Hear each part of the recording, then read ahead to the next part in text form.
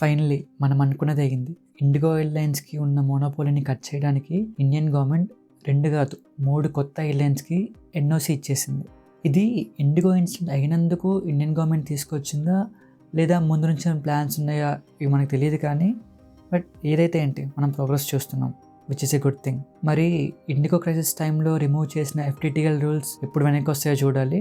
And civil aviation minister అయిన రామ్మోహన్ నాయుడు పార్లమెంట్లో మాట్లాడుతూ ఇండియాలో పెరుగుతున్న ప్యాసింజర్స్ డిమాండ్ దృష్టిలో ఉంచుకొని అలానే వాళ్ళకి నచ్చిన ఎయిర్లైన్స్ చూస్ చేసుకునే స్వేచ్ఛ ఉండాలని భావిస్తూ అట్లీస్ట్ 5 మేజర్ ఎయిర్లైన్స్ ఉండాలని చెప్పుకొచ్చారు. ఇదంతా బాగానే ఉంది, కానీ ఈ కొత్త ఎయిర్లైన్స్ రావడానికి ఇంకా టైం పడుతుంది. ఎన్ఓసి అనేది జస్ట్ స్టార్టింగ్ స్టెప్ మాత్రమే.